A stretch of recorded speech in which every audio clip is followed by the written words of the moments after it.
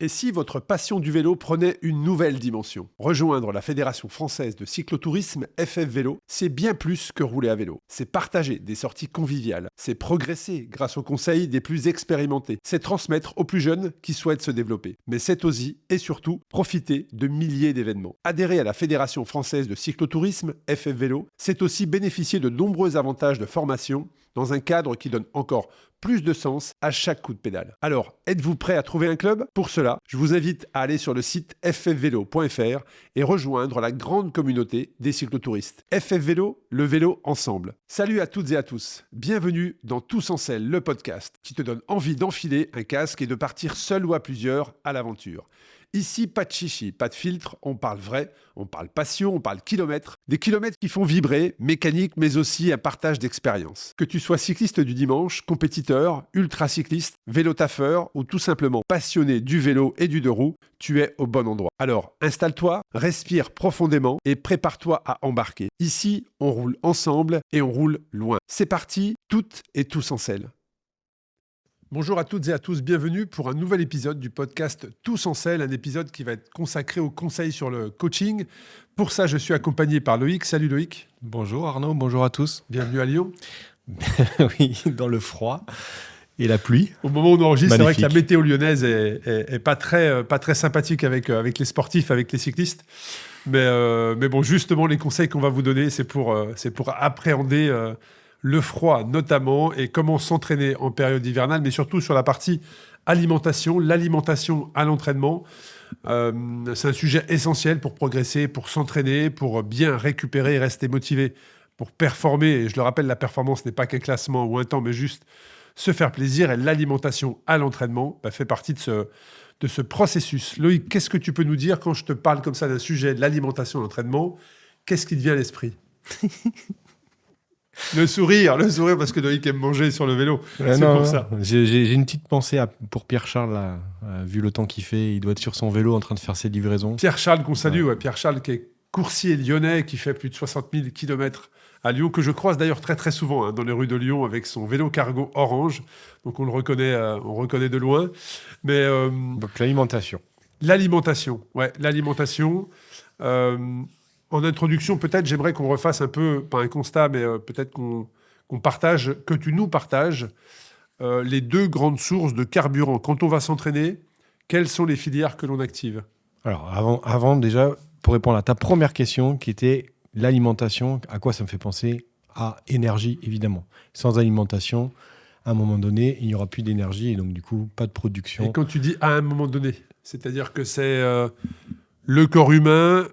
C'est comme ça, au bout d'un certain temps, il n'y a plus d'énergie, ou est-ce que chacun a une réserve qui lui est propre? Tu as 6 sources d'énergie. Les glucides, les lipides, les protéines exogènes, c'est-à-dire apportées de l'extérieur. Les glucides, les lipides, les protéines endogènes, c'est-à-dire ceux qui sont stockés dans le corps. Et c'est 2 fois 3 sources qui permettent de produire de l'énergie. Mais le corps est plutôt bien fait. Et ça, c'est toute une histoire dans l'évolution de l'espèce humaine, en partant même du moment où on était plus proche du singe que de Homo sapiens, où en fait, en fonction de notre évolution dans l'environnement, il y a des mécanismes qui sont été sélectionnés par adaptation au fil des temps. Les protéines sont, que ce soit ceux qui sont stockés ou que ce soit ceux que tu apportent très peu d'énergie, enfin ne sont pas très efficients pour la production d'énergie à l'effort. Ça, c'est un point important. Déjà, ils sont mal digérés, donc souvent, ça peut apporter des troubles gastriques. Et en plus, les stocks de protéines, c'est vraiment utilisé dans un cas d'urgence extrême, où il n'y a vraiment plus rien. C'est vraiment une voie d'urgence.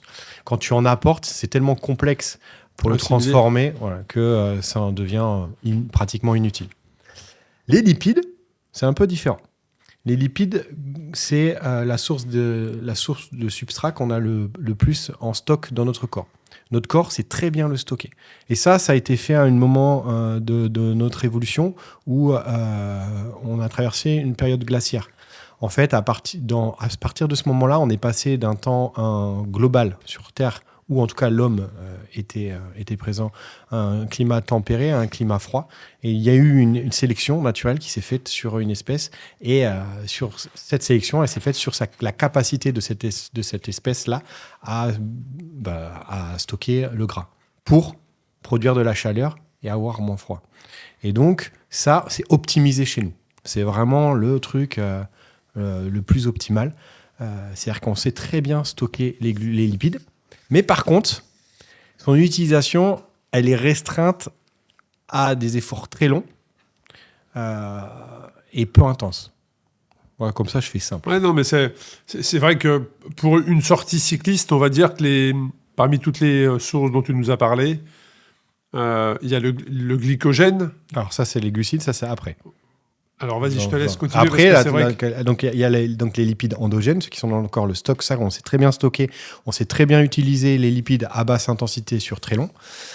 Et les lipides exogènes qu'on apporte, ça, on sait aujourd'hui que c'est vraiment du fait de la complexité des molécules de lipides, de la structure moléculaire, c'est très compliqué à assimiler. Et de toute façon, vous avez tous fait l'expérience en mangeant, je sais pas, une fondue, c'est une spécialité lyonnaise en charcuterie. Il doit y avoir de la saucisse ou des choses comme ça vers ici. C'est ça. Quand vous mangez ça, vous sentez que l'énergie n'est pas disponible de suite, quoi. Il y a un temps de digestion qui est long et même quand il est fait, voilà, c'est pas pratique quand on veut en faire du sport. Donc les lipides exogènes servent très peu à produire de l'énergie lors de la pratique sportive. Et après, il reste les glucides. Et les glucides, c'est vraiment, et ça c'est aussi une partie de l'évolution, où il a fallu une période, on a été obligé, contraint à bouger pour trouver de la nourriture. À ce moment-là, on a mis en place aussi des processus d'adaptation pour mieux utiliser les glucides et pouvoir faire des efforts un petit peu plus d'endurance, notamment en combinaison avec les lipides. Et les glucides, donc vous en avez stocké dans le corps. Donc là, vous allez sous deux formes, dans les muscles et dans le foie. Par contre, on ne sait pas très bien les stocker par rapport aux lipides. Donc on va vite les épuiser, entre quelqu'un qui est sédentaire, entre 45 minutes et quelqu'un qui fait du sport régulièrement, 1h30 à 2 heures, vous avez plus de stock de glucides. Et on appelle ça le glycogène. Voilà. Et après, il y a les glucides exogènes que vous apportez par alimentation qui ont un rôle premier énergétique parce que c'est, comme je vous l'ai dit avant, la source la plus optimale pour produire de l'énergie lors d'un effort que vous apportez sous différentes formes. Et ça, on pourra le voir après. Ok, et donc le glycogène, effectivement, comme tu l'as dit, stocké dans le foie et dans les muscles, mais c'est vraiment le carburant de l'intensité. Et pour les cyclistes, ça va être une ascension que vous souhaitez faire rapidement, une accélération, un sprint, rouler à une allure très élevée, des efforts, on va dire, explosifs et de courte durée. Là, vous allez faire appel de manière immédiate au glycogène. C'est pour ça qu'il faut essayer de le préserver pour des efforts très très précis, mais qui amènent à la fringale. C'est ce que tu disais, à un moment donné, ça va s'arrêter, 45 minutes à 1h30, 2 heures. Le fameux coup de pompe qu'on peut avoir passer cette phase-là où quand il n'y en a plus, c'est la fameuse fringale. Exactement, c'est un peu plus complexe que ça. Le glycogène, donc comme je vous dis, il est stocké dans le corps, soit dans le muscle, soit dans le foie. Ça que tu l'as répété. Il est disponible de suite. Ça, il faut bien le comprendre. C'est qu'il n'y a pas d'effort où il n'intervient pas. Il intervient de suite. Tout de suite. Donc même à faible intensité, à l'équilibre, on va être à 50% de lipides, 50%. Donc il va mélanger les deux tout le temps. Ouais. C'est tout le temps. Et en fait, plus on va augmenter l'intensité, plus il va y avoir un déséquilibre. La quantité globale de substrat utilisé sera plus grande, mais la proportion sera différente. Et c'est comme ça qu'on distingue notamment les seuils ventilatoires en corrélation avec l'utilisation de l'oxygène. Donc en fait, à un moment donné, il va y avoir un maximum d'utilisation en pourcentage de lipides, en quantité de lipides, et puis l'effort va tellement être soutenu qu'on va devoir augmenter l'utilisation des glucides pour soutenir le recyclage de l'ATP, qui est la source d'énergie qui permet la contraction musculaire. Et donc là, on va augmenter, et plus là, ça va être intense, plus on va utiliser ce stock. D'accord ? Et ce stock, en fait, il se vide en fonction de l'intensité, la durée d'intensité. Donc, si vous faites 10 minutes, un chrono en vélo sur 15-20 minutes à fond, vous pouvez brûler quasiment tout le stock. Mais en règle générale, sur une intensité qu'on va dire type échappée, ou sur un marathon, ou sur un semi-marathon, là, à peu près, c'est entre 1h30 et 2 heures. Voilà, c'est ça. Oui, donc sur un marathon 2 heures, on peut dire qu'il faut apporter. Oui, exactement. Et donc, on considère même que ce qu'on appelle le mur du marathon, ce serait un mur glycogénique. C'est-à-dire que ce mur, il arriverait à partir du moment où tous les stocks de glycogène disparaîtraient. En fait, c'est assez simple et c'est très pragmatique. Et chez l'être humain, je dis chez l'être humain parce que le fameux mur, c'est très précis. C'est le 32e, je crois. C'est-à-dire que c'est dans une zone qui est bien définie. Oui, mais ça dépend. Mais tout ça est variable aussi. Comme je vous l'ai dit, il y en a, ça va être 1h30, d'autres, ça va être 2 heures, d'autres, ça va être 1 heure. C'est très variable et très dépendant. Donc, le mur du marathon, il est au bout de 5 km. Je dis ça voilà. Pour quelqu'un qui ne court pas et qui n'est pas sur marathon. Mais moi, ce mur-là, je l'ai connu, mais très rapidement. Mais c'est très pragmatique. Notre corps, il a suivi notre évolution à travers notre environnement. Et en fait, c'est très simple. C'est que quand il n'y a plus de glycogène, en fait, vous pouvez continuer la contraction musculaire, mais doucement. Donc, à pied, par exemple, à pied, un marathon, vous allez finir par marcher. Voilà, c'est pas compliqué. En vélo, c'est peut-être plus compliqué. Alors, c'est quoi ? C'est la fringale ? Non, c'est différent. Parce alors, c'est à quel moment intervient la fringale ? En fait, à partir du moment où tu as plus de stock, tu vas utiliser que les lipides. En plus grosse partie. Et donc là, on peut continuer l'effort, mais simplement, tu peux plus le faire. Voilà, tu peux plus le faire rapidement. À faible intensité. À faible intensité. Et exactement. comment parce que là, on arrive dans une phase hivernale, c'est vrai qu'avec le froid, on a tendance à tirer un peu plus et à consommer un peu plus de calories. De calories pour se réchauffer. Exactement. Donc, qui dit calories, est-ce que ça t'emmène vers la fringale, le fait de plus brûler de calories, donc d'aller chercher de l'énergie pour te réchauffer ? La fringale, elle intervient quand ? Elle intervient quand il n'y a plus de glycogène qui apporte l'énergie, ou c'est totalement différent ? Donc la fringale, c'est le moment où tu as l'impression de ne plus avoir d'énergie du tout. C'est quand ton stock de glycogène est épuisé. Ouais, tu commences à avoir double, à avoir flou, la tête un peu des nausées. Exactement. Donc les sensations, tous ceux qui ont connu la fringale comprennent ce que je dis, mais elle intervient à quel moment, la fringale ? Quand tu n'as plus de stock de glycogène. Et donc c'est dans la phase de transition entre plus de glycogène et avant que le lipide se réamorce pour prendre le relais. Mais il est toujours amorcé. Simplement, tu es obligé de réadapter ton intensité pour corréler le haut substrat qui est disponible. Et donc, si tu diminues ton intensité, ces sensations d'étourdissement... Ils vont diminuer. Ils vont diminuer. Parce que en fait, tu t'es réaligné avec ce qui est disponible. J'ai connu des fringales mémorables. Ah ouais, c'est vrai ? Bah oui, moi je me souviens une fois, en rentrant à l'entraînement... à manger du Nutella avec la brosse à dents parce qu'il n'y avait pas de petite cuillère et il fallait absolument que je mange du Nutella, tu vois, pour repartir en sucre tout de suite. Ça, c'était un des premiers stages. Pourquoi la brosse à dents ? Mais j'en sais rien. Ouais, pas les doigts. Je sais pas. Voilà. Tu sais, étonnant, quand tu fais une fringale, parfois, t'es pas vraiment lucide. Hein. Je me souviens, c'était un stage dans le sud de la France. Ça devait être mon premier ou deuxième stage, donc je commençais le vélo, tu vois. Alors on n'était plus du tout sur le même textile d'aujourd'hui, donc la relation avec le froid était totalement différente d'aujourd'hui. On avait des grosses vestes, c'était même pas c'était des polaires. Enfin bon, bref, c'était assez une matière était assez spéciale. Et en fait, tu rentres chez toi, t'es en fringale, quoi. Et donc t'as quoi sous la main ? Tiens, il y a un pot de Nutella et vas-y, quoi. Voilà. Et cette fringale était mémorable. Bref. Ouais, moi, j'en ai une histoire, c'est qu'on m'a raconté. Alors, moi, ça m'est arrivé, mais pas à ces points-là. J'ai 2 histoires. J'en ai une avec Steph, qui se reconnaîtra, qui m'a raconté qu'une fois, il est rentré épuisé, comme ce que tu appelles une fringale, à 1 kilomètre de chez lui. Impossible de rentrer. Il a appelé sa femme pour venir la chercher, pour le chercher. C'est assez mythique quand il raconte ça. Puis j'ai une fois, je me rappelle, un petit jeune, donc je m'entraînais dans un groupe à Bordeaux en triathlon, et le gars qui s'occupait du groupe, il aimait bien tester les nouveaux sur du longue distance, tu vois. Donc il avait décidé de faire un 150 bornes pour la première fois. Le mec, ça faisait 3 fois qu'il faisait du vélo. Le gars, il est rentré, il était tellement fringale qu'il regardait dans les fossés pour manger, et il avait trouvé du pain rassis, et il avait mangé le pain rassis, quoi. Si vous avez des histoires de fringales à nous partager, vous nous les mettez en commentaire, vous nous envoyez un message.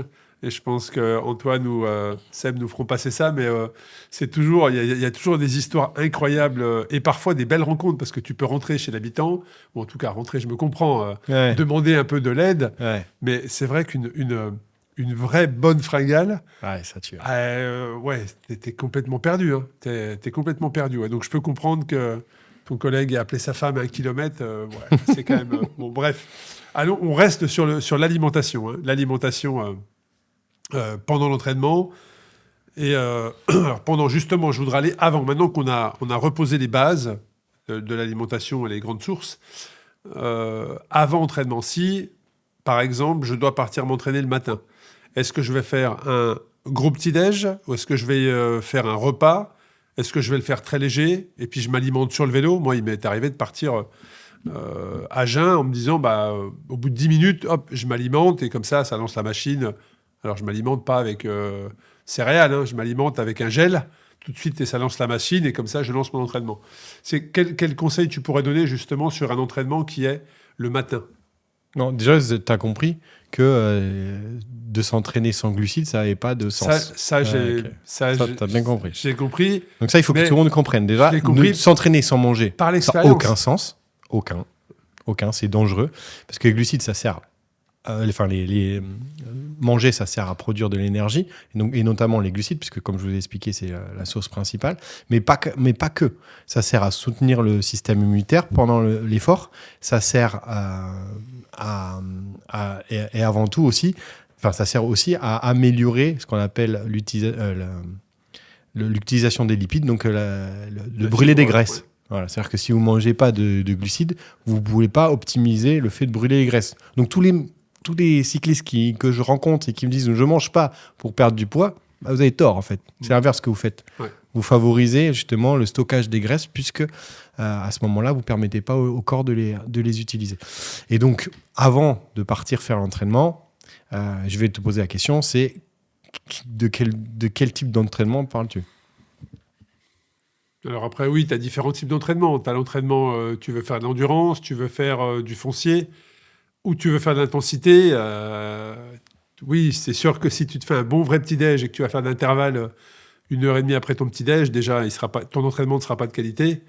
Il y a de fortes chances que tu t'arrêtes. Ça, c'est pareil, ça dépend des gens. Il y a des gens à qui ça ne pose pas de problème. Ouais. Mais en fait, tout dépend aussi de la durée et de l'intensité de ton entraînement.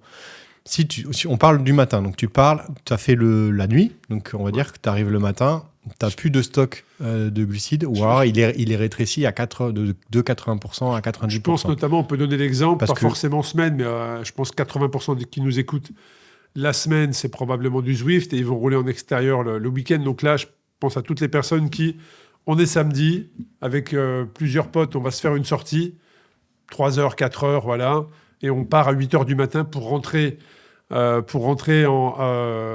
autour de midi et que ce soit un homme ou une femme, l'après-midi, profiter en famille. Donc là, je ne parle pas qu'aux hommes, je parle à tout le monde, mais les groupes qui vont rouler tôt le samedi matin pour profiter de la famille le samedi et le week-end.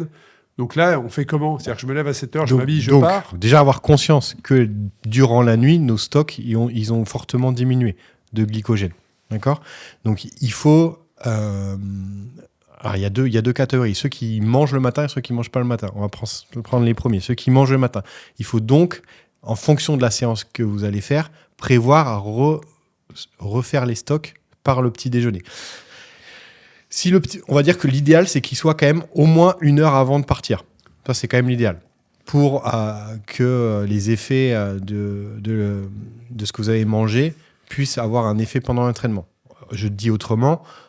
si vous mangez par exemple un classique du pain avec du beurre, de la confiture ou du miel, si vous le mangez... C'est un bon petit déj français. Ah ouais, voilà. Mais malheureusement, c'est ça. Si vous mangez 15 minutes avant de partir, voilà, il faut savoir que ce petit déjeuner, si vous faites une séance de 2 heures, il sera dans votre sang qu'après, en fait.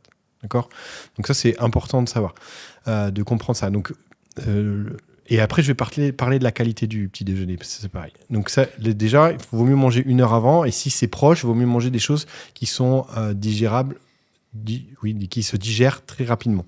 D'accord ? Donc peut-être du fromage blanc avec du miel, ça peut être mieux que du pain qui est plus long à se digérer. Ça, c'est le premier point. Après, le deuxième point, c'est si je mange pas le matin. Donc là, si je mange pas le matin, ça aussi, c'est pas très grave si de suite, sur le vélo, tu t'alimentes. D'accord ? Donc, alors toi, tu prenais un gel, toi, tu fais partie de la team, la team hard. Pourtant, j'ai longtemps été contre les gels, mais parce que je faisais partie de ces gens qui allaient s'entraîner sans rien, avec de l'eau dans les bidons et sans rien dans les poches pour dire je travaille mon poids. Et en fait, je suis revenu au sucre. Et quand tu vois effectivement qu'avec du sucre, tu as un peu plus d'énergie, que tu vas t'entraîner, que tu n'as pas petit-déj, tu te dis, bon, allez, voilà, quoi, on y va. Voilà. Et donc, oui, c'est... Ouais. Donc, le mieux, c'est prendre une boisson d'effort de suite. Aussi. Ça, vous commencez. Je pense que c'est moins agressif que le gel, du fait de la quantité de sucre que tu apportes plus progressivement. Et au bout d'un certain moment, au bout de 30 minutes, vous pouvez commencer aussi à manger quelque chose de solide. Tu peux aussi, à ce moment-là, après être réveillé, le faire. La qualité du petit déjeuner, c'est quand même très important pour ceux qui déjeunent. Si vous faites une séance intense, vous pouvez manger des choses qui ont ce qu'on appelle un indice glycémique élevé. Parce que comme ça, vous allez pouvoir, dès le début de votre entraînement, le fait de monter l'insuline, ça veut dire j'ai besoin de glucides. Et donc, le fait de le dépenser à ce moment-là, c'est l'idéal. Tu vois. Donc ça, c'est un peu mieux. Mais si vous faites des séances longues, vaut mieux éviter ce petit déjeuner. Moi, ce que je conseille de toute façon, c'est de façon générale, de faire... Enfin, c'est pas moi qui conseille, c'est ce qu'on appelle des postulats scientifiques. De toute façon, un petit déjeuner doit être riche en protéines. Ça, c'est une base. Donc, toujours avoir une source de protéines en premier. Avoir une source riche en minéraux et en vitamines, donc des légumes ou des fruits. Et après, rapporter une source de glucides en fonction de l'entraînement que vous allez faire. Donc, plus c'est long, plus c'est long et lent, plus vous pouvez prendre une source de glucides riche, une source de glucides à faible indice glycémique et plus complexe à digérer, comme du pain complet, par exemple. Dans la durée, c'est ça. Voilà, c'est-à-dire qu'il va se libérer dans la durée. Et plus la séance est courte et intense. Par contre, si vous partez pour faire 1 heure à 2 heures à basse intensité, se pose la question en fait de manger des glucides à ce moment-là, parce que si vous le faites correctement, vous le faites. Alors si vous le faites 1 heure à basse intensité et que vous mangez quelques légumes et du fromage blanc, vous n'avez pas forcément d'apporter plus de glucides ni pendant ni avant. Et si vous faites vers les 2 heures, là, vous allez apporter de toute façon vous allez apporter des glucides pendant. Est-ce que c'est intéressant d'en apporter avant, sachant que de toute façon, peu importe ce que vous apportez, il sera peu disponible dans la durée de l'ensemble de l'entraînement, puisque on va dire que ce sera peut-être les 30 dernières minutes. Est-ce que ça a un intérêt ? Ça se pose comme question. Et alors, tu parlais tout à l'heure de partir s'entraîner sans son repas, parce qu'on part s'entraîner tôt, parfois les week-ends, 7h, 8h, en fonction du temps qu'on a. Et je pense aux personnes qui doivent se dire, c'est pas grave, je me fais un très gros repas, un très bon repas la veille. Est-ce que, parce que la nuit tu dors, est-ce que tu vas dépenser toute cette énergie-là ? Alors déjà, j'ai une partie des réponses, mais je me dois de te poser la question. Quel type de gros repas tu parles ? Tu dis, plutôt que de prendre une assiette de pâtes, je vais en prendre 2, bien chargées, en me disant, comme ça, j'aurai de l'énergie pour demain. Alors, est-ce que ça fait partie des erreurs ? Parce qu'on va aussi aborder les erreurs tout à l'heure, mais est-ce que ça fait partie des erreurs ? Manger des glucides le soir, c'est jamais une erreur, parce que c'est un élément essentiel pour produire les hormones qui permettent de s'endormir et d'avoir un sommeil de qualité. Donc déjà, ça c'est déjà pour une partie de ta question. Non, c'est pas une erreur de manger des glucides le soir. Au contraire, ça devrait être systématique. Après, il faut la quantité, il faut la moduler en fonction de ce que tu as fait la journée. Si je me dis, je prends 3 assiettes ce soir, comme ça, demain matin, je petit-déj pas. Mais qu'est-ce que tu as fait dans la journée ? Voilà. Je me suis pas entraîné. C'est-à-dire que toi, tu es resté à ton bureau. C'est-à-dire que tu n'as pas brûlé tes stocks. Donc en fait, pourquoi tu en manges autant ? Pour demain. Je fais exprès, je me fais l'avocat du diable. Je suis pas, mais pour demain. Mais oui, je fais des réserves pour demain. On va imaginer que c'est un camion. Si ton camion il est plein et que tu veux le remplir et qu'il n'y a pas de place, il se fait quoi ? Je sais pas. Je sais pas quoi dire. Je vais te le dire et ça va être transformé en graisse. En graisse. Ouais. Voilà. Par contre, si tu as fait une séance de vélo ce jour-là et que tu as fait 3 heures, 4 heures et que le lendemain tu veux refaire 4 heures, 3 heures, tu as tout intérêt d'avoir cette stratégie-là. Voilà, c'est bien, c'est ça la différence. Il ne faut pas tout confondre. Parce que pendant les 3-4 heures, tu as défait ton stock.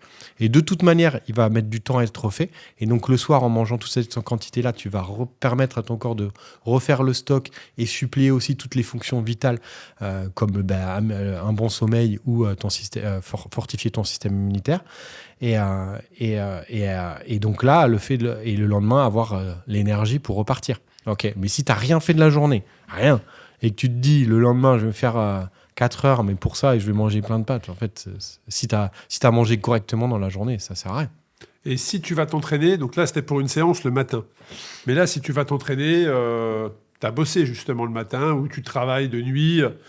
Voilà, tu fais un 4 heures midi, tu travailles sur les postes de 4 heures, de 8 heures, mais tu fais 4 heures midi, tu fais une petite sieste, tu vas t'entraîner, allez, 17 heures, 16-17 heures. Comment tu articules ton repas? C'est-à-dire, est-ce que ton repas de midi est suffisant? Est-ce que tu refais un petit goûter avant d'aller rouler? Alors, voilà, tu changes rien à tes habitudes le matin, le midi.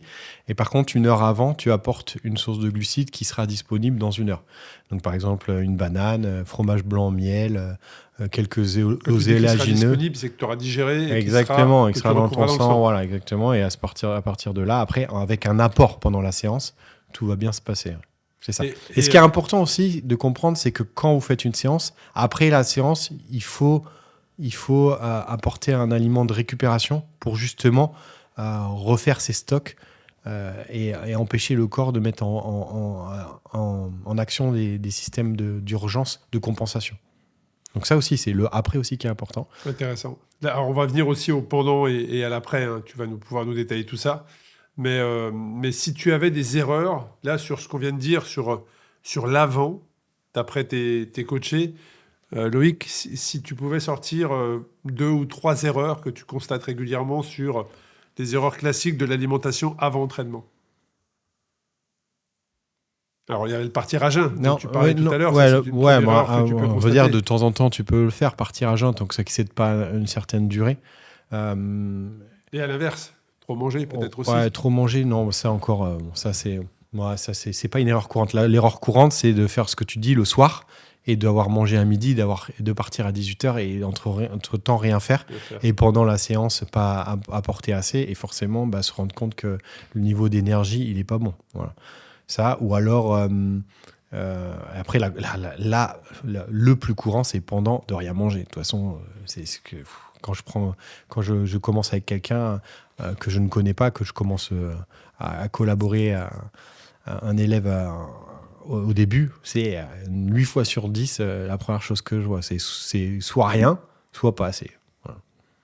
Que vous partiez en gravel, en bikepacking ou que vous rentriez du boulot le soir, chaque détail compte. Des pneus adaptés, une sacoche bien placée, une chaîne impeccable, c'est là que Cyclable entre en jeu. Que ce soit pour une escapade en pleine nature ou à travers la ville, tu peux tester, choisir et personnaliser ton vélo avec des experts passionnés dans plus de 83 magasins cyclables en France et en Suisse. Parce qu'un vélo bien préparé, c'est plus de plaisir, plus de kilomètres et surtout beaucoup d'aventures. Donc allez à l'encontre d'un expert dans une des boutiques Cyclable, mais aussi sur cyclable.com. Cyclable, le spécialiste du vélo électrique, vélo en ville, en voyage et surtout en famille. En tout cas, c'est vrai que je pense que vous l'avez compris, hein, c'est que ça. Avant l'entraînement, déjà, la qualité de l'entraînement, elle se joue avant même que l'entraînement commence. Et puis si là, on arrive sur l'entraînement, c'est-à-dire que j'ai fait tout ce qu'il fallait avant, tout ce que tu as préconisé, j'ai écouté le podcast nickel, je le mets en place, je pars m'entraîner. En partant, je sais que j'ai entre 45 minutes, tout dépend de la personne, 45 minutes, 1h30, voire 2 heures pour quelqu'un d'extrêmement bien entraîné sur les glucides dans le sang. Mais après, tu vas me dire, oui, mais tu pars t'entraîner combien? Parce qu'aujourd'hui, maintenant, il y a du Zwift, surtout en période hivernale. Alors, on va décomposer en plusieurs fois. Comment je m'alimente sur des entraînements de moins d'1h30 et sur des entraînements au-delà d'1h30. Alors ça, c'est bien que tu poses la question parce que maintenant, ça fait partie des consensus dans le monde entier, dans les différentes institutions de recherche du sport qui existent et qui sont communs. On va dire c'est la règle 0,60, 60, 90. si tu t'entraînes moins d'une heure, une heure et demie, tu n'as pas besoin d'apporter de nourriture pendant, si avant tu as mangé. D'accord ? On va dire pour la majorité des gens. Et je dis bien la majorité des gens, parce qu'en fait, malheureusement, on prend beaucoup trop d'exemples sur les sportifs de très haut niveau, qui sont en fait des gens d'exception. Et ça, c'est une erreur que je vois. C'est-à-dire que, par exemple, sur la quantité de glucides qu'on peut absorber par heure, ce que font ces gens-là est exceptionnel. Et n'est pas adapté à la population générale, même un bon sportif, même un sportif de haut niveau. Là, c'est des gens de très haut niveau. Parce qu'ils sont à combien ? Ils sont à combien ? 90, plus de 100 ? Mais là, sur le championnat du monde Ironman à Nice, le vainqueur, il a annoncé 180 par heure. On vend 180 grammes de glucides par heure. Donc, on va en parler après. Donc, ça, c'est le premier point. Donc, de 0 à 1 heure, 1 heure, 1h30, vous n'avez pas besoin si vous avez mangé avant. À partir d'1h30 à 3 heures, là, vous pouvez apporter entre 30 et 60 grammes de glucides par heure. Vous allez moduler la quantité de glucides, donc 30, 40, 50, 60, en fonction de l'intensité que vous imitez. Plus vous êtes intense, plus vous pouvez monter en intensité. Au-delà de 3 heures, là, on rentre dans une sphère très différente. Et là, ça nous concerne, nous cyclistes, parce que souvent, les sorties, c'est l'hiver, c'est 3 heures minimum le week-end, mais c'est souvent 4, 5, et pour ceux qui font de l'ultra, des fois 6 ou 7. Donc là, est-ce que tu payes ? Et donc là, la règle, c'est 60 à 90. Et je vais expliquer pourquoi on peut monter autant. Il faut savoir que physiologiquement, on peut absorber que 60 grammes de glucose par heure. Le glucose, c'est la molécule la plus simple des glucides, celle qu'on rencontre le plus souvent. En fait, c'est comme si vous aviez un train de marchandises, et le train de marchandises, il peut prendre qu'une quantité. Voilà. Pour monter plus haut, on a découvert, il n'y a pas si longtemps que ça, quand il y avait des voies qui permettaient d'augmenter cette quantité-là, et que ça avait de l'efficacité sur le maintien de l'effort, mais surtout sur le niveau de récupération après entraînement. Et donc là, on fait venir des petits camions avec des remorques chargées de fructose. En fait, ces camions, ils prennent une autre voie. Le train, il prend la voie de chemin de fer. Les camions, ils prennent la route. Et cette voie-là, c'est, on va dire, entre 30 et 40 grammes à l'heure. Donc, ça veut dire qu'on peut monter à 60 plus 30 assez facilement. Et la deuxième chose qu'on a découvert aussi, ça on le savait, on l'a découvert, on l'a compris il n'y a pas longtemps. Mais il y a une deuxième chose qu'on a compris aussi, c'est que le fructose, lui, il est entraînable. Autant le glucose, vous ne pourrez pas faire mieux, autant le fructose, vous ne pouvez plus multiplier les nombres de petits camions qu'il y a dans l'intestin, de transporteurs, parce que en fait, ces camions-là, si vous vous entraînez à les produire, ils se produisent bien plus vite. Voilà. Et donc là, c'est comme ça qu'aujourd'hui, on arrive à augmenter avec de l'entraînement. Avec de l'entraînement, donc ce qu'on appelle l'entraînement à l'absorption du glucose. Oui, bien sûr, parce que tu ne peux pas passer de 60 à 180 comme ça en une semaine. Avec un entraînement, tu peux entraîner ton intestin à utiliser plus de fructose et donc à augmenter les doses de glucides globales à l'effort à prendre. Et sous quelle forme tu les prends ? Parce que ce qu'on a compris de ce que tu dis là depuis quelques minutes sur le pendant, c'est qu'une sortie moins d'une heure 30, allez, on va dire... un bidon avec un petit peu d'apport en sucre peut suffire. Donc, dans l'hydratation, ça peut le faire. Tu n'as pas besoin d'avoir du solide ou quoi que ce soit. Et dès que tu passes au-delà d'une heure 30, là, il faut avoir un complément. Et si tu es au-delà de 3 heures, là, il faut augmenter le nombre de glucides. Mais il faut se rendre compte, 90 grammes par heure, par exemple, si tu veux faire une séance de 5 heures, alors une boisson, un bidon de 500 ml, si vous mettez de la boisson, généralement, dans le bidon, il y a 30 grammes. D'accord ? Une barre, c'est à peu près 25 à 30 grammes. Donc ça fait donc ça veut dire qu'il faut manger 2 barres plus un bidon pour arriver par heure pour arriver à 90 grammes, ce qui n'est pas facile. Donc aujourd'hui, il y a des produits... Presque un bidon par heure en pleine... l'été à la limite, mais l'hiver, c'est... Donc aujourd'hui, il y a des produits comme les gels énergétiques qu'on peut... qui sont construits pour pouvoir assimiler plus de glucides en une seule prise. Et ils sont construits de façon à pouvoir bien les assimiler. D'accord ? Avec, de toute façon, tu as bien senti aujourd'hui, la texture des gels est bien différente de celle qu'on avait dans les années 90. On avait des fléchettes là. C'est plus des fusées. Je me rappelle, c'était 20 grammes, je crois. Enfin, ouais, mais ça tu avais une petite bouchée. Et effectivement, c'était des coups de fouet, quoi. Voilà, Tu prenais ça, et puis si t'en prenais trop, en fait, c'était pas aussi bien assimilable que maintenant. Et donc, voilà, donc on peut compléter comme ça. Et maintenant, il y a aussi des boissons qui contiennent 60 grammes, que tu peux mettre 60 grammes dans une boisson, et même plus maintenant, il y en a sur certaines où c'est beaucoup plus. Et donc, en fait, il faut jouer avec ça. Mais là, on est vraiment sur des séances très longues. Très longue, où tu vois 3-4 heures très intenses. Mais il faut faire attention. Il ne faut pas tout confondre. C'est-à-dire qu'il faut contextualiser les choses, et on utilise ce type de stratégie dans ces contextes-là. Si vous partez faire 2 heures et que vous mangez 100 grammes, ça n'a pas d'intérêt. Voilà. Et encore pire, parce que ça, je l'ai lu et vu, il y en a qui s'entraînent à manger des grandes quantités de glucides, non pas à l'effort, mais au repos, au quotidien. Alors là, je vous le dis, là, c'est carton rouge, c'est double carton rouge. C'est quoi l'intérêt ? Entraîner l'intestin. Mais en fait, l'intestin... Mais tu dépenses pas. Ouais, exactement. Mais tu entraînes l'intestin à absorber. Voilà, ces glucides-là. Et ça, c'est hyper dangereux. Vous allez donc augmenter votre risque de diabète, évidemment. Ça, c'est la première chose. Fatiguer votre pancréas jusqu'à faire de l'insulinorésistance. Et puis aussi, il y a une pathologie, quand on mange trop de fructose, il y a une pathologie qui existe. C'est la cirrhose non alcoolique. C'est le foie qui meurt, comme quelqu'un qui consomme trop d'alcool. Et alors, de ce que tu nous dis, moi je pense, on voit beaucoup sur nos épreuves, et tu le sais très bien, sur de la longue distance, l'écœurement. On voit beaucoup de participants qui, au bout de 200 bornes, sont déjà écœurés parce que ils ont une alimentation exclusivement sucrée. Comment partager ça aux personnes qui nous écoutent sur les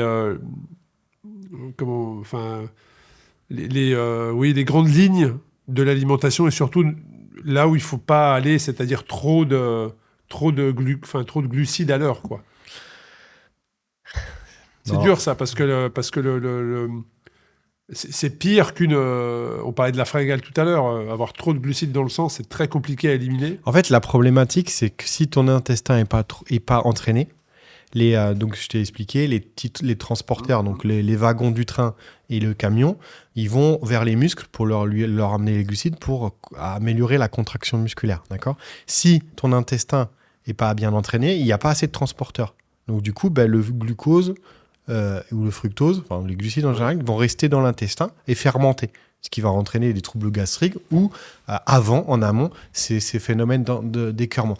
Donc dans un cas idéal, tu t'entraînes à une certaine quantité, et dans l'idéal, tu peux le maintenir hyper longtemps. Moi, j'ai travaillé avec des athlètes, et notamment Jonas Verest, qui, sur un 500 km en Espagne l'année dernière, a mangé entre 90 grammes et 100 grammes de glucides sur 23 heures.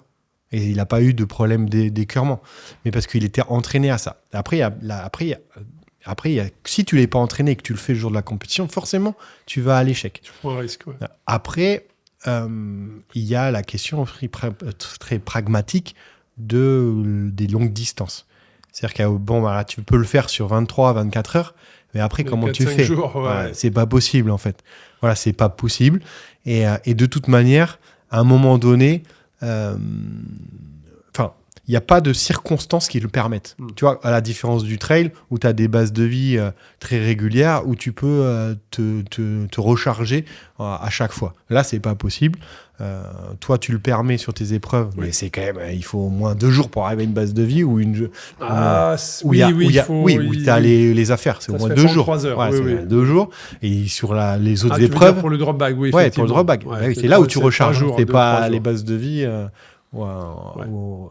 Et sur les épreuves, d'autres épreuves, il y en a même des endroits où il n'y a rien. Donc en fait, la stratégie là, elle n'est pas applicable. Mais comme je l'ai dit, notre biologie en fonction de l'évolution de notre espèce, elle s'est adaptée à ce genre de choses. Et donc forcément, on peut continuer à pratiquer l'activité musculaire, donc le vélo sur de longues distances, sur plusieurs jours, parce qu'on a un gros stock de lipides. Voilà. Et sur l'hydratation, parce que là on parle donc il faut aussi apprendre son corps à utiliser les lipides. Ça, c'est hyper important aussi. Voilà. Alors je reviendrai après sur l'hydratation.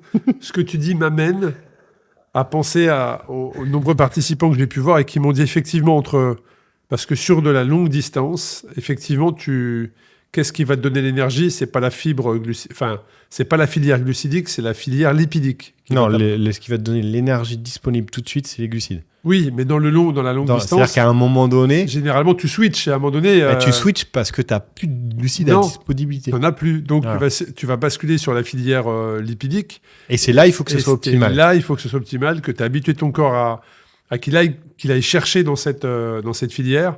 Parce que moi, j'ai vu plusieurs participants qui m'ont dit le passage de la filière glucidique à la filière lipidique, pour certains, ça a été des nausées, des vomissements. Ça s'est pas mis en place simplement parce qu'il l'avait probablement pas assez entraîné. Voilà, c'est ça. C'est pour ça que l'entraînement, c'est aussi il y a des choses. C'est important pour ça. C'est pas que le physique. L'alimentation fait partie de la préparation physique aussi, mais je veux dire, il n'y a pas que je vais faire des heures. C'est je teste telle ou telle marque. Est-ce que ça va bien? Qu'est-ce que ça me produit comme effet? Tout ça, il faut le noter. On vous l'avait déjà partagé. Et puis, je passe pas de rien à 60 grammes. Parce qu'autrement, c'est forcément, c'est des diarrhées, des vomissements et compagnie. Ça s'entraîne, en fait. C'est clair. Et si je reviens sur l'hydratation, qu'est-ce que tu conseilles comme rythme? C'est vrai, quand on part faire des sorties à vélo, on sait à peu près un bidon. On va mettre combien de temps pour le boire? Toi, tu conseilles quoi? C'est un bidon par heure, un bidon toutes les 2 heures? Alors après, ça dépend de la chaleur, bien évidemment. Ça dépend qu'est-ce qu'il y a à l'intérieur. Mais s'il y avait des grandes lignes sur ça, mais aussi les électrolytes. Est-ce qu'on en met dans son bidon? Est-ce qu'on n'en met pas dans son bidon? Alors attention, les électrolytes, ça ne permet pas de produire de l'énergie. D'accord? Okay. C'est que des minéraux. C'est volontairement que je te pose des la question. Des minéraux qu'on retrouve dans la plupart des boissons énergétiques déjà. Tu vas dans les je vais pas dire des grandes surfaces ou des magasins de sport, où tu vois électrolytes, même maintenant tu as des sticks d'électrolytes, tu mets sous la langue et tu prends une gorgée d'eau si tu n'as plus de poudre ou autre chose dans ton bidon, et tu as une dose d'électrolytes, tu vois. Mais alors, on parle d'hydratation, d'électrolytes, vas-y, je te laisse détailler et nous expliquer ce qu'est l'électrolyte là, par contre, quel est son rôle. J'ai pas de réponse toute faite, parce que ça dépend des personnes. Et là c'est vraiment... déjà... je parle j'aime pas ce mot-là, sur la littérature scientifique. Je vais m'appuyer dessus, mais surtout sur mon expérience d'encadrant, d'accompagnateur, de conseiller. J'ai tout rencontré. Donc ça, c'est pour ça que je vais pas donner de leçons sur ça. C'est-à-dire qu'en fait, on perd pas la même quantité de sels minéraux en fonction de l'individu, mais des conditions climatiques aussi. C'est-à-dire que quand il fait froid et sec, il y en a qui vont perdre rien et d'autres un peu. Et quand il fait chaud, des fois, c'est des proportions de x3, x4. C'est souvent marqué, ce que tu dis est souvent marqué sur les maillots par les traits de sel. Par exemple. On voit souvent, notamment sur les grands tours, Tour de France, Tour d'Italie, où à la fin des étapes, la caméra nous montre les cuissards où il y a vraiment une perte de sel qui est très très importante. Mais souvent, moi, ça m'a toujours impressionné parce que j'ai jamais perdu de sel il faut savoir que j'ai jamais eu de marque de sel. Il faut comme savoir ça sur que le maillot, ça c'est marrant parce que j'ai vu sur Insta quelqu'un qui parlait, qui disait l'inverse et que c'était une belle erreur. Il est plus facile pour le corps humain de s'adapter au froid qu'à la chaleur. Il faut savoir que nous, on a une température corporelle de 37 degrés environ. Et en fait, on fait tout pour maintenir cette température. Oui. D'accord ? Et à l'effort, vous imaginez bien, on monte. Quand on crée de la chaleur... on peut monter à 39. Et donc, du coup, notre corps, il fait tout pour lui. Et quand il fait chaud, c'est hyper dur. Et sans parler de sport, on sait qu'au-dessus de 37-38 degrés, le corps, il commence à avoir des difficultés à réguler sa température. Et si le taux d'humidité est élevé et empêche le phénomène de transpiration qui régule la température, on meurt au bout d'un moment, entre 1 à 3 heures. Alors que le froid, c'est un peu différent. Tu as vécu les deux. Ouais, mais toi qui avais beaucoup peur du froid, tu as vu aussi que le froid sec, c'était un peu différent. Je ne vais pas dire agréable, mais c'est différent que de rouler sous 50 degrés, ce que j'ai fait dans le désert, où là... dis donc, quand il fait froid, si toi tu te mets en mouvement, tu peux créer de la chaleur dans tes vêtements et on va dire un peu te réchauffer. Quand il fait 50 degrés, t'as Tu as vécu les deux. Je préfère à la limite... Voilà. Je ne vais pas dire que je préfère parce que les deux sont vraiment, vraiment désagréables. Mais en tout cas, il y en a un sur lequel, en te mettant en mouvement, tu peux créer un peu de chaleur et tes vêtements vont... Entre ta peau et tes vêtements, tu as de l'air qui circule et si tu réchauffes cet air, ça va te réchauffer. Alors que quand il fait 50 degrés et que tu n'as pas d'épaisseur parce que tu as tout enlevé, ou alors tu as une très fine couche pour protéger ta peau, qui fait tellement chaud que la transpiration elle fait plus son rôle. Pas de solution. Et donc là, c'est là où intervient l'intérêt de prendre des électrolytes. C'est-à-dire que tu transpires tellement, ou tu as tellement ton corps lutte tellement à réguler ta température corporelle du fait de la température extérieure excessive que tu perds beaucoup de sels minéraux, que là, tu peux utiliser l'électrolyte. Dans tous les autres cas, ça n'a aucun intérêt. C'est aucun intérêt. Voilà, moi je le dis. Donc attention au marketing. Voilà, là, ça me fait penser attention non, mais c'est bien parce que au marketing. J'imagine les gens qui nous écoutent et qui étaient persuadés que ça avait un intérêt. Ça n'a aucun intérêt. En prenant de l'électrolyte, il a retrouvé de l'énergie. Voilà, mais ça n'a aucun intérêt. Oui, mais ça c'est la puissance du marketing. Et en tout cas, voilà, sur l'alimentation pendant l'effort, c'est très très important parce que ça va vous permettre de maintenir votre énergie, maintenir votre puissance. Tu l'as dit, de garder la lucidité, d'être bien conscient de ce qu'on fait et comment on le fait, de stabiliser sa fréquence cardiaque. Et surtout de passer un bon moment aussi sur le vélo. Et justement, une fois qu'on a passé un bon moment sur le vélo, qu'on rentre de sa sortie, je trouve que ça a beaucoup évolué sur la fenêtre dans laquelle il faut manger des protéines. On disait 10 minutes, puis après 30 minutes, puis après on disait dans les 3 heures. Et puis après, il y a les boissons qui sont arrivées, les fameuses boissons dans les courses professionnelles où tu vois les soigneurs qui, tout de suite, à la ligne d'arrivée franchie, tentent des boissons... un peu violette aux coureurs. Et donc, tout de suite, tu dis, ouais, mais qu'est-ce que c'est que ça ? Moi aussi, je veux boire cette boisson-là pour bien récupérer. Quels sont les conseils que tu peux donner, Loïc, après entraînement ? Le fameux jus de cerise. Ouais, ou alors de grenade. Bref, voilà. C'est jus de cerise à la mode, là. Voilà, jus de cerise à la mode. Extraordinaire. Parle-nous de l'après-entraînement. Comment je m'alimente pour bien récupérer ? Alors déjà, si tu t'es bien alimenté pendant... Déjà, tu as bien fait le job. Déjà, au niveau calorique, parce que du coup, tu as amené un apport suffisant pour ne pas avoir à compenser énormément après. Donc déjà, tu peux manger a posteriori un peu plus loin des entraînements normalement. Et donc, on peut apporter des aliments plus riches en vitamines comme les légumes. Ça, c'est important. Ce qui est important de comprendre, c'est qu'il y a une fenêtre métabolique après un effort qui est plus restreinte pour les glucides que les protéines, qui permet d'améliorer la récupération. Les glucides, refaire les stocks de glycogène, apporter aussi des glucides pour enclencher les mécanismes de réparation musculaire. Parce qu'il ne faut pas oublier ça. C'est qu'à chaque fois que vous faites un effort, vous détruisez du muscle et derrière, il y a un processus adaptatif qui se met pour renforcer ces fibres et voire les multiplier. Et puis, en fonction de l'exercice, plus il est intense et en force, plus vous pourrez rajouter de quantité de protéines pour suppléer la reconstruction musculaire, parce que je rappelle, le muscle est construit à partir de protéines. Alors c'est quoi ? Ça veut dire que est-ce que tu fais un vrai repas tout de suite après ? Est-ce que tu fais juste un petit sandwich avec une petite tranche de jambon ou alors de la protéine végétale ? Tout dépend des personnes en fonction de leur régime alimentaire, mais ça veut dire que tu ne te lances pas tout de suite dans un vrai repas.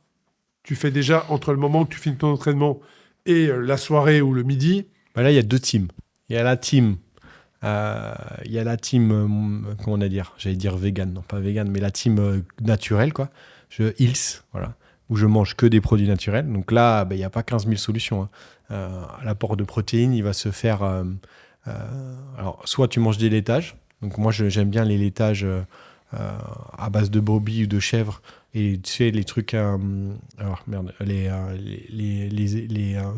le skyr, tu vois, le skyr yaourts, ou la brousse qui sont plus riches en protéines, mais il y en a qui ne digèrent pas ça. Mais moi je ferais ça plus miel et oléagineux. Moi je trouve que c'est le combo parfait. J'aime bien prendre le chocolat chaud aussi, mais tu vois, ça fait beaucoup de laitage. Mais chocolat chaud, c'est protéines plus glucides puisque tu prends les deux. Après, il y a ceux qui mangent pas du tout de produits laitiers. Donc là, il va falloir apporter autrement. Donc, protéines animales, c'est quand même indispensable. Hein. Il y a pas... enfin, c'est quand même indispensable. C'est-à-dire qu'au fait, la pratique du sport sans protéines animales, disons que oui, il faut surtout, il faut le préparer. Il ne faut pas le faire sans se dire non, je vais trouver des solutions. Non, il faut l'anticiper. C'est possible. Quand je dis protéines animales, j'inclus l'œuf dedans. Oui, bien sûr. Parce qu'on peut ne pas manger de viande, mais manger des œufs. Tu vois. Exactement. Sans œufs, je vois pas comment on peut faire en fait. Forcément, tu es obligé de t'es en carencé, tu es en déficit. Si tu fais du sport, oui, quand même. À un moment donné, il y a une biologie à respecter, surtout sur des sports comme le vélo où on fait des longues distances. Donc, il y en a, ils vont se révolter de ce que je dis. Mais en fait, je le dis en connaissance de cause dans la pratique, et en ayant pu voir, en ayant pu visualiser les déficiences des gens que j'accompagnais qui étaient totalement, on dit végétarien ou vegan, je sais plus lequel c'est. Végétalien. Non, je dis végétalien parce que c'était un peu plus flexible. Vegan, c'est quand même assez dur. Hein. Voilà, vegan. Vegan, c'est-à-dire que tu manges. Dur, voilà, vegan. Dur, hein. On en a certains sur nos épreuves qui sont vegan, mais c'est dur. Mais oui, c'est hein. dur et dangereux au final. Voilà, tu es obligé de te supplémenter en certaines vitamines. C'est ça. Ouais. Donc là, sans protéines animales, et donc j'inclus l'œuf, moi je pense que c'est compliqué. Mais autrement, tu te fais une petite omelette en rentrant.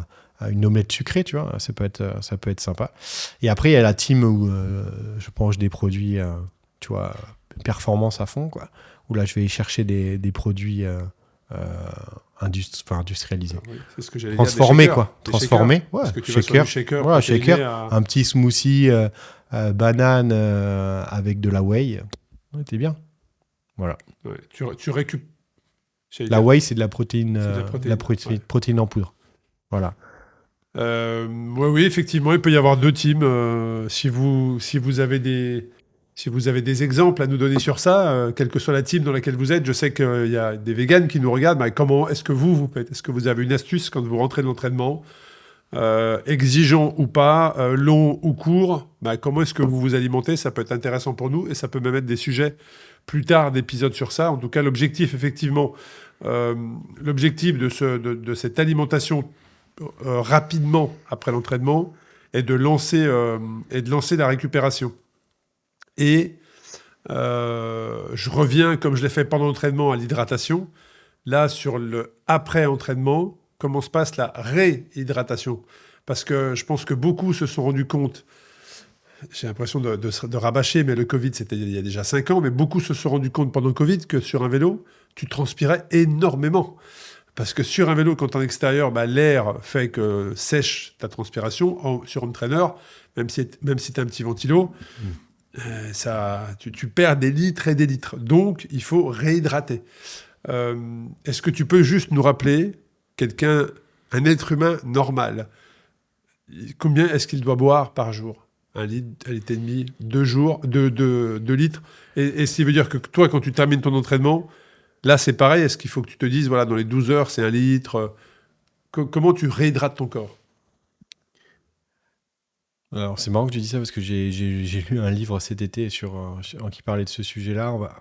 Elle conseillait entre 2 et 3 litres par jour. Je ne sais plus son nom, en plus elle est connue, elle fait des chroniques sur une chaîne TV. C'est une scientifique qui a étudié les différentes, dans la science, les recommandations sur différents types de sujets sur l'alimentation, et notamment la science recommande 2 à 3 litres d'eau par jour. Donc si vous perdez beaucoup d'eau, vous transpirez beaucoup pendant l'effort, vous imaginez la quantité qu'il faut compenser si vous n'avez pas bu dans la journée. Ce qui est important, c'est de boire fractionné. Si vous buvez 2 litres d'un coup, c'est dangereux. Voilà. Donc il faut boire de façon fractionnée. Le mieux, c'est de boire à sa soif, mais pour ça, il faut réapprendre à avoir soif. Vous voyez ce que je veux dire ? Ouais, tu vois ce que je veux dire ? Ouais. C'est-à-dire qu'en fait, avoir soif, en fait, les gens, il y en a, ils savent plus avoir soif parce qu'ils consomment notamment beaucoup d'aliments qui contiennent du sel ou d'autres aliments transformés qui modifient certains enzymes et qui pourraient qui peuvent intervenir dans cette sensation de soif, notamment. Et donc, du coup, il faut réapprendre à avoir soif, et puis il faut surtout échelonner son apport hydrique après l'effort et pas boire tout d'un coup. Ça, c'est important. Et alors, je dirais la réhydratation, c'est très très bien, parce que ça permet effectivement de bien récupérer, de réparer le muscle, d'être réhydraté, mais il y a aussi attention à ne pas trop boire. Ça peut aussi être dangereux, que ce soit en phase de préparation ou en phase de réhydratation. Tu parlais de 2 à 3 litres. Moi, déjà, 3 litres, ça me paraît... Dans la journée. Dans la journée, ouais. Alors, mais même, entre ça me 8h paraît... du matin et 22h du soir, c'est long quand même. Oui, mais 3 litres, ça comprend ton alimentation. Parce que Oui, boire mais oui, 2 oui. fois 1,5 litre, Oui, bien je sûr, veux c'est dire, pas en énorme. plus, c'est tout compris. Ouais. C'est tout compris. Mais ça me paraît déjà, 3 litres, ça me paraît déjà... Enfin, voilà, Donc, quand tu manges des conséquent. légumes, il y a, Ouais, de ouais. l'eau dedans. Ouais, alimentation comprise, effectivement, oui, ça peut être jouable. Ça peut être jouable.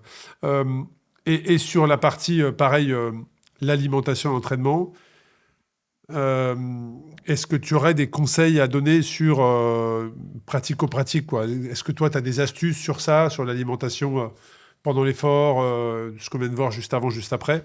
Ou est-ce que tu as des mises en garde à faire? Ouais, le premier truc que j'allais dire, manger des glucides, ça se mérite. C'est Oui, important. donc oui, c'est ça, c'est ce que tu C'est-à-dire disais tout à l'heure. Si tu n'as rien fait dans la journée, Il faut prendre conscience que c'est le substrat pour faire de l'activité physique, pour bouger, pour se mouvoir dans l'endurance. Voilà, ça, c'est hyper important. C'est-à-dire que si vous vous entraînez 3 fois par semaine et que pendant 7 jours, vous mangez des glucides dans la même quantité, vous ne répondez pas à la spécificité du substrat qui est d'être disponible à l'effort. Et donc, du coup, ça entraîne des problématiques de poids et c'est souvent les mêmes personnes qui ne mangent pas pendant l'effort parce que, en fait, ils ne régulent pas leur poids, tu vois. Donc ça, c'est le premier point. Deuxième point, moi, le petit truc que je fais, généralement, je prends toujours une boisson énergétique si je fais à partir de 2 heures. Donc de 2 heures à plus. ouais, après 2 heures d'entraînement. Voilà. Ouais. Et si je fais moins, j'essaye de manger 1 heure avant. Comme ça compense et j'amène un petit truc avec moi si j'ai faim. Je finis toujours mes entraînements par un petit chocolat chaud ou un cappuccino. Parce que, voilà, mais ça n'a aucun intérêt. C'est purement le plaisir parce que c'est le plaisir de la vie, quoi. Voilà. Et puis, qu'est-ce que je pourrais dire? Oui, et puis surtout ne pas copier les extraterrestres que sont les gens que vous voyez à la télé au mois de juillet sur leur vélo, ou pour ceux qui font du triathlon que vous voyez sur les championnats du monde Ironman ou sur le label sur les différentes courses autour du monde, et ceux qui font de la course à pied, voir les Kylian et Ludovic et compagnie. Est-ce qu'il y a un intérêt, Loïc, à aller s'entraîner à jeun? Alors ça, c'est une question qu'on me pose souvent, en fait. Et là, je vais essayer de la répondre à la JP. Aucun. Mais si tu nous regardes. Aucun. En fait, ça n'a aucun intérêt. Bon, Voilà. moi, c'est clair. Mais on va dire... Alors, c'est dangereux si vous le faites tous les jours. Ça, Oui. c'est aussi un consensus. C'est dangereux parce que tu vas carencer. Exactement. Tu crées des déficits caloriques qui entraînent des compensations. Si tu le fais de temps en temps, écoute, ça peut entraîner peut-être quelques adaptations, mais ce ne sera jamais des adaptations à long terme, ce sera à court terme. Quel est l'intérêt? Je ne sais pas. Dans un but de performance pure, sûrement, mais moi, comme je te dis, c'est des choses qui ne m'intéressent pas, je vois très à long terme. Le but, c'est quand même... Alors, je dirais qu'il y a... C'est, si tu veux, qu'à un moment donné, la performance, elle a sa limite. Si tu dois, par exemple, je sais pas moi, je prends un exemple, tu vas pas sortir le soir au cinéma avec tes enfants parce que tu veux récupérer ta sortie, tu vois, ça c'est la limite de la performance, parce qu'en fait dans le temps, ça c'est pas maintenable socialement. Ça c'est un exemple très concret du plaisir qui peut pas. aussi. Mais dans l'alimentation c'est la même chose en fait, tu vois. Donc si tu le fais là parce que tu cherches un truc de perf absolu, pour le one shot, machin, très bien, ça t'appartient. Mais si dans 6 mois, t'es out et que tu fais plus de vélo... Oui, mais ça pourrait être... quand je parlais de ça, c'est qu'effectivement, quand tu vas sur tes sorties à jeun, moi, ça m'est arrivé d'y aller à jeun parce que je savais que je m'étais bien alimenté. Alors, peut-être une erreur, la veille. Et je savais que cette sortie-là, j'allais tout de suite monter, être dans une ascension tout de suite, à peine parti... que j'étais déjà dans une ascension, donc il fallait quand même maintenir un rythme et avoir une énergie, ou alors sur une sortie avec de l'intensité. Et moi, je sais qu'en termes de digestion, j'ai besoin d'avoir un temps qui soit relativement long de digestion. Tu vois, quand je courais à haut niveau, mon dernier repas était 5 heures avant ma course. Ouais, mais tu mangeais tout de suite sur le vélo ou tu mangeais pas? Oui, je mangeais de suite sur le vélo. Bah alors, c'était pas à jeun, alors. Oui, enfin, le départ à jeun. Oui, Oui. mais c'est pas Alors, pareil. toi, c'est toute la sortie, toi. Mais oui. Oui, ben là, je pense qu'effectivement, c'est dangereux. Oui, là, je te rejoins. Ouais. Autrement, voilà. Autrement, ça. Non, moi, je te parlais partir à jeun. Et puis c'est-à-dire- manger de suite. Et après, manger Oui, de mais suite ça, pour lancer. c'est pareil que si tu mangeais avant. Ok, Simplement, donc tu as là- moins de stock, en fait. Donc, Oui, il faut donc, que tu manges alors, plus souvent. Je te rejoins. Donc, Partir- le seul risque, c'est d'être en déficit. Et donc, à un moment Ah donné, bah là, de oui, faire c'est une sûr. fringale Ouais. et d'en Et s'en de souvenir rentrer- toute sa vie. et de manger du Nutella avec la Avec brosse à la dents. brosse à dents. Voilà. Exactement. Donc, oui, je comprends. Donc, effectivement, que c'était important de préciser ça. C'était important de préciser ça. Le fait de s'entraîner à jeun, ce n'est pas que de partir sans avoir mangé, c'est de partir sans avoir mangé, de boire de l'eau, vraiment de l'eau, et de ne pas s'alimenter pendant sa sortie. Là, on est vraiment sur du à jeun 100%. Et là, c'est dangereux, je te rejoins, parce que là, vous allez creuser des carences et donc des compensations. J'ai encore quelques questions pour toi, Loïc, c'est notamment sur l'alimentation à l'entraînement. Je pense au fameux, alors je ne sais pas si on peut dire des régimes, mais le fait de volontairement vouloir creuser son déficit en sucre, c'est-à-dire de ne pas manger. Tu as une sortie avec des potes le week-end où tu t'es fixé un défi, le Mont Ventoux, ou le Galibier, ou le Tourmalet, voilà. Donc un gros objectif quand tu es un amateur, et puis quand tu fais de la compète, tu as un objectif, une course par étape, ou une belle classique le week-end que tu veux gagner ou que tu as coché.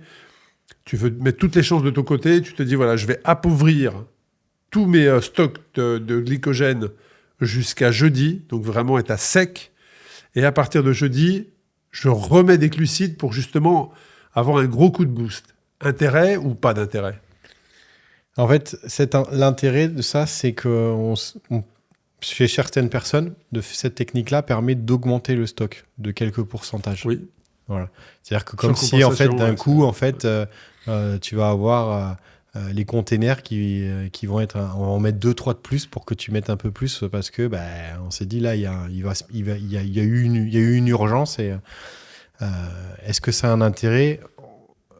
On va dire que ça va te permettre de peut-être avoir de l'énergie un peu plus disponible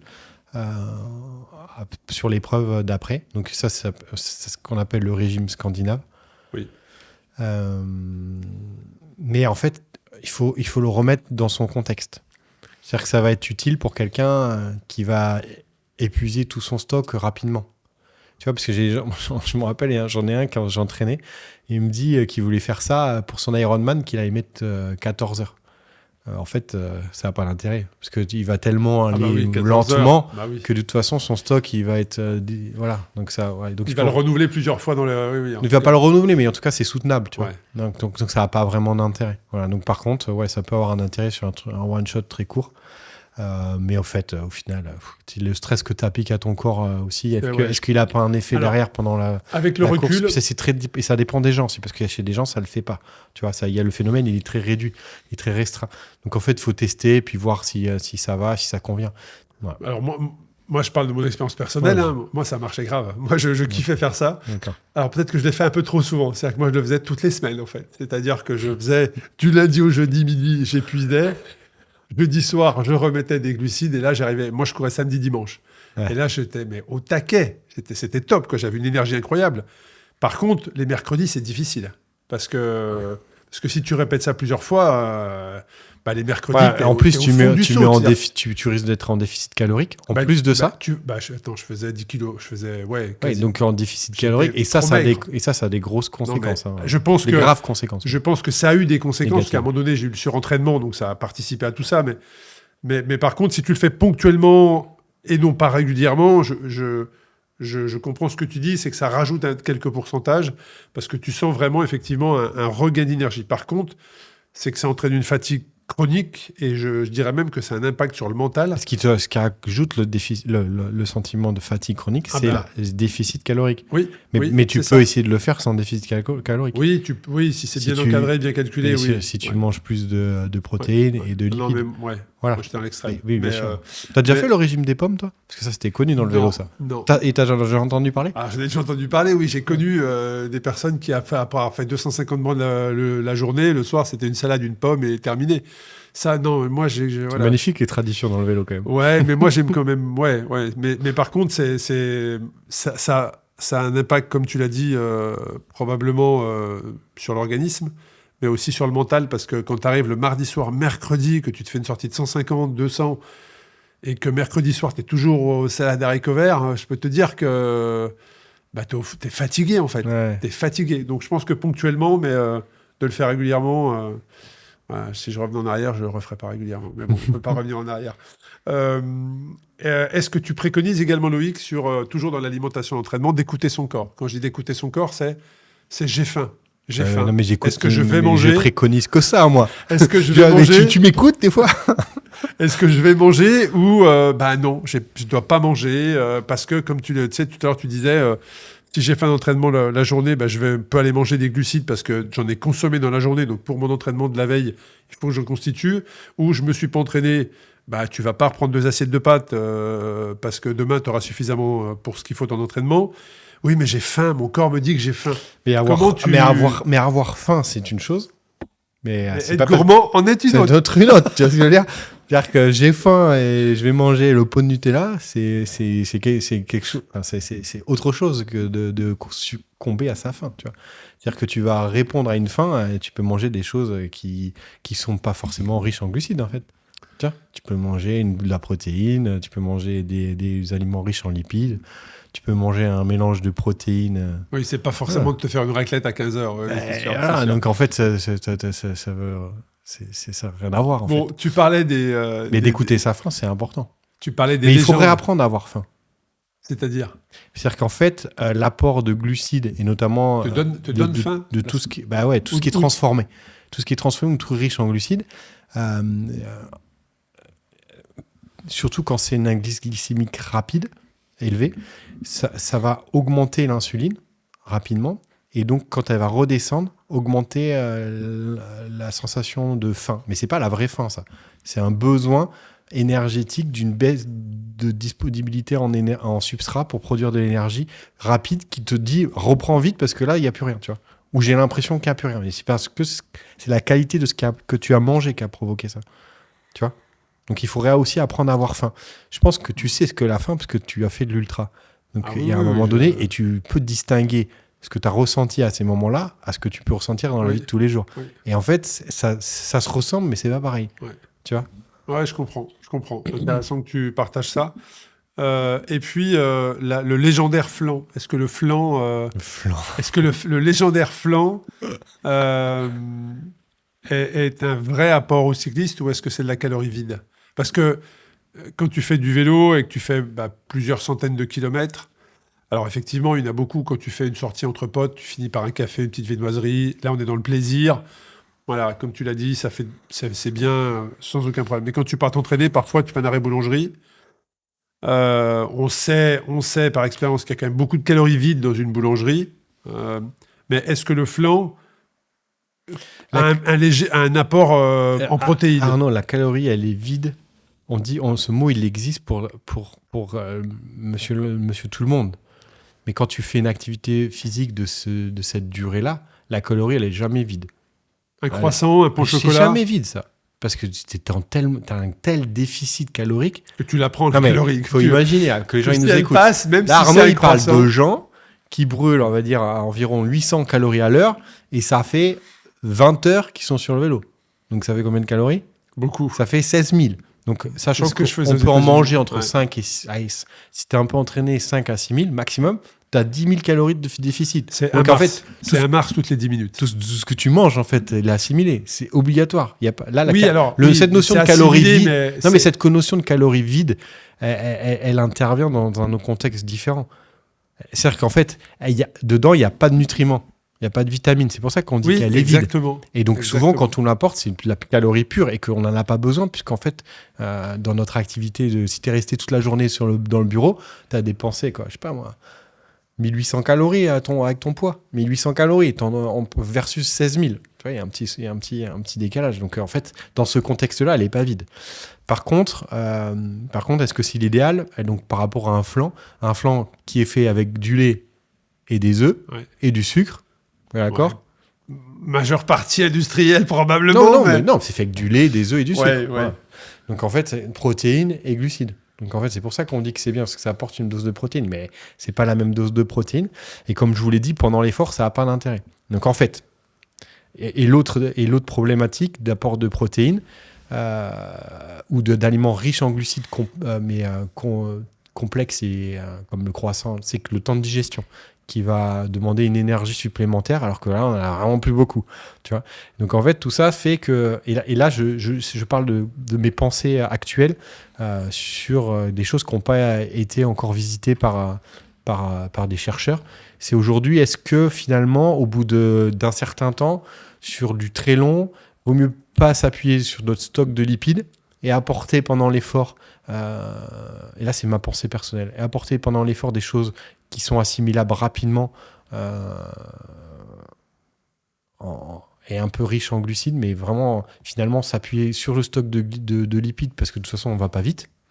Et puis, par contre, quand tu as fini ta journée et que tu vas te reposer 2-3 heures, là, pour consommer ce type d'aliments qui pourront être assimilés au moment où tu es au repos et donc interviendront pas à réduire encore ton allure parce que tu dois mettre tu dois rendre de la disponibilité à la digestion, pour la digestion. Bon, là, on était dans l'alimentation plaisir. Mais alors du coup, quand tu fais tes 20 heures, 24, 28, 30 heures et que tu manges ton flan, il faut le digérer, ton flan. Donc à un moment donné, si tu es déjà éclaté, tu seras encore plus éclaté. Ouais. Voilà. Et je pense que ça dépend des profils. Parce que, en fait, moi, je me suis rendu compte que quand je faisais ça, franchement, au bout d'une heure entre le temps de digestion, entre 1 heure et 4 heures après, là, mais t'es au bout de ta vie. Hein. Ah oui, je sais. Je me rappelle cette année là, dans le Lot là, on est passé dans le Lot là, vers Cahors et tout ça là. Ouais. Mon compteur il dépassait jamais 16 à l'heure, mais je me suis dit je vais marcher à côté de mon vélo en fait. J'étais éclaté. C'est une question pour toi qui est probablement la plus difficile. Le meilleur flan que tu aies mangé, il est où? Moi, je sais que j'en ai mangé. Hein. Je veux te dire que j'en ai mangé. C'est chez Savary, à Chantilly. Alors voilà, là aussi, un message. Si vous avez une adresse à partager à la communauté des cyclistes, c'est où est-ce que vous avez mangé le meilleur flan? Alors, il y en a beaucoup qui sont très, très bons. Hein. Mais là, on est dans la gourmandise. Savary, à Chantilly. Il y en a aussi je crois que c'est à Rambouillet. À Rambouillet aussi. À Rambouillet. Et là, je pense à Haute-Baron. Si elle nous écoute, à Rambouillet, il y a une pâtisserie qui est excellemment bonne.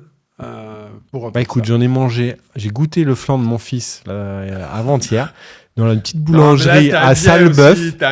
J'ai goûté et j'avoue que je me suis dit en goûtant, il était super bon. Et en fait, c'est un Breton qui a ouvert une boulangerie qui fait des spécialités bretonnes. Et le flan breton, apparemment, il n'a pas le même goût qu'ailleurs. Et j'ai trouvé ça très bon. Voilà. Écoute, qu'est-ce qu'on peut conclure sur cet épisode sur l'alimentation? Il y a un sujet qu'on n'a pas abordé, c'est le fait de manger beaucoup de glucides à l'effort. Énormément, les grosses quantités. 90 grammes, alors effectivement, tu l'as dit, entre 30 et 60 pour quelqu'un, un amateur, on va dire. Oui, sur des efforts inférieurs à 3 heures. 3 heures. Et au-dessus de 3 heures, on peut monter jusqu'à 90. Sachant que, il y en a qui montent à 120, 130, 150 et voire même 180. Sur des professionnels. Ouais. Et donc, ces gens-là, ils ont des capacités à oxyder. Alors, déjà, ils sont sponsorisés par les marques. Les glucides. Ils sont sponsorisés par les marques, déjà, parce que les gels en hydrogel, ça coûte 3 €, 4 € la barre. Je ne sais pas si même pas dire une barre, parce que c'est du liquide. Enfin, on se comprend. Donc, déjà, ils sont généralement sponsorisés. C'est-à-dire que la grande partie ne finance pas leur alimentation. Et derrière, ça veut dire que tu as une consommation régulière et tu t'entraînes à consommer beaucoup pour habituer ton corps à l'ingérer et à la traiter. C'est ça. C'est ça, et c'est des gens hors normes. Mais par contre, tu vas vite. Et j'ai appris un truc en écoutant un podcast. Je peux le citer, le podcast ? Ça dépend, on comprend au montage, écoute. C'est voilà. Et j'ai écouté sur un ancien chercheur de l'INSEP, Vincent F. Vincent F. Ouais, mais non, mais c'est bon, je dis pas. Bien, voilà. mais tu peux, je rigole. Fourneron ou Fouleron ? Peut-être. Fouleron, ouais, je crois que c'est ça. Vincent Fouleron, qui fait plusieurs podcasts et qui est aujourd'hui formateur dans le domaine du sport et de la science. C'est assez passionnant. Et il est spécialiste dans le dopage. Et donc, c'est un podcast sur le dopage. On va faire un épisode sur ça parce qu'on a beaucoup de questions sur ça. Vite-le. Hein. Franchement. Voilà, mon pauvre. Non, et donc, j'ai appris un truc. C'est que l'utilisation de corticoïdes augmente l'oxydation des glucides. Et donc, du coup, si tu prends des corticoïdes, donc c'est un produit, voilà, un produit dopant pour améliorer la récupération, tu consommes plus de glucides et donc du coup tu peux manger plus de quantité de glucides. Je dis juste ça, que j'ai entendu ça et j'ai trouvé ça une information importante et intéressante, voilà, parce qu'il est quand même spécialisé dans ce domaine. Ce que tu veux dire, c'est alors, on est toujours dans le cadre de l'alimentation. L'utilisation de produits qui permet d'augmenter les performances. Permet de brûler plus de calories, donc d'avoir plus d'énergie. Voilà, exactement. Et donc de permettre au corps de consommer les glucides que tu absorbes en trop.